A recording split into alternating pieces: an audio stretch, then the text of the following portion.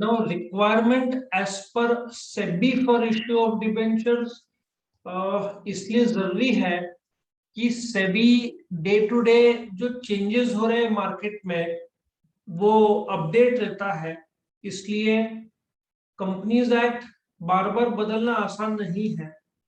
तो companies act हो सकता है 3 4 5 साल पहले जो कायदा बनाया गया हो, लेकिन प्रैक्टिकली बैंकिंग के कायदे अभी जैसे आरटीजीएस एनईएफटी लगभग पूरा दिन हो गया है। पहले कुछ सवेरे 8 से शाम को 7 तक था, अभी 24 घंटा हो गया है लगभग। मतलब कभी भी पेमेंट किया जा सकता है। तो जैसे डे टू डे चेंजेस हो रहे हैं तो सेबी के गाइडलाइंस भी वैसे फ्लेक्सिबल रहता है।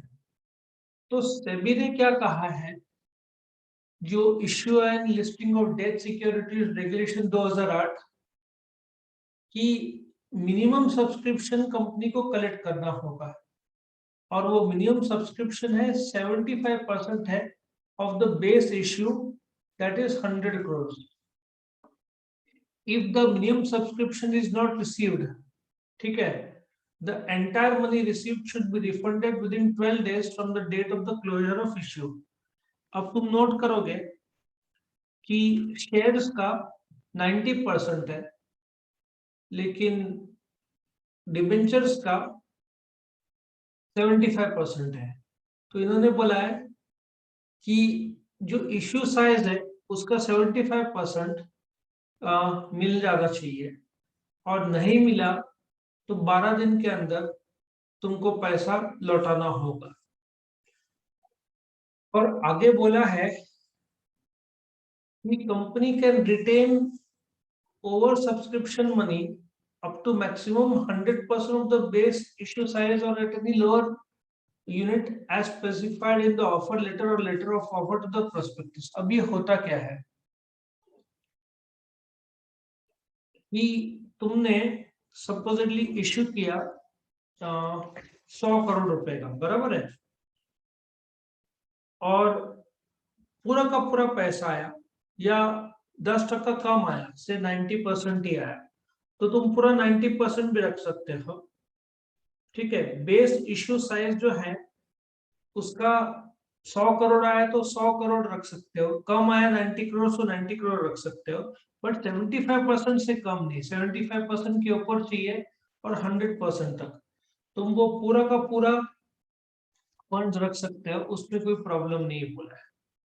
ठीक है, रिटेंशन ऑफ ओवर सब्सक्रिप्शन। अच्छा, ओवर सब्सक्रिप्शन में एक और चीज है, 100 करोड़ का इश्यू किया, 200 करोड़ आया, मतलब तुम 100 करोड़ प्लस 100 करोड़ मतलब 200 करोड़ तक रख सकते हो। यदि 225 करोड़ आया तो तुमको 100 करोड़ प्लस 100 करोड़ 200 करोड़ तक रख सकते हो। ऊपर का जो 25 करोड़ है 225 वो तुमको लौटाना होगा। मतलब जितना इश्यू साइज है उसका डबल जितना 100%, मतलब 100 करोड़ का 100% होता है 100 करोड़, 200 करोड़ तक तुम रख सकते हो, ऊपर का तुमको लौटाना पड़ेगा। ठीक है, सबको समझ में आया point number 2? Yes. Point number 3, under writing.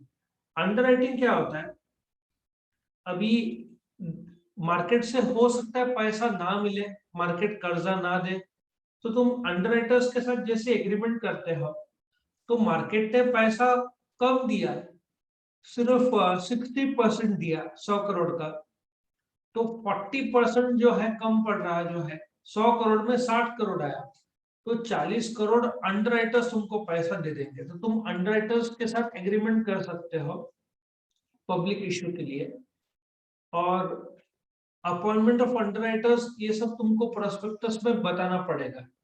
मतलब पब्लिक को एक प्रकार से गारंटी हो जाएगा कि तुमको पैसा पब्लिक ने नहीं दिया तो भी तुम लोग को मिल जाएगा अंडर राइटर्स। जो क्रेडिट रेटिंग है, पहले नहीं था कि जैसे रेटिंग होता है जो नीचे दिया हुआ है, ट्रिपल ए, डबल ए, ये सब अलग अलग प्रकार के रेटिंग है। तो पहले रेटिंग हुआ नहीं करता था, अभी रेटिंग होता क्या है, तुमने अपने फ्रिज या एसी में ऐसे लाल स्टार देखे हैं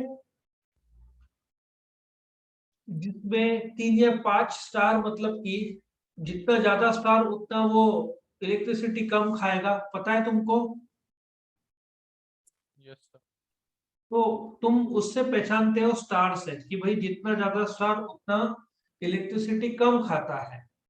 नाउ यहाँ पे तुमको कंपनी डिबेंचर्स जो है, अब तुमको कंपनी के बारे में नॉलेज नहीं है, तो तुम क्या करोगे?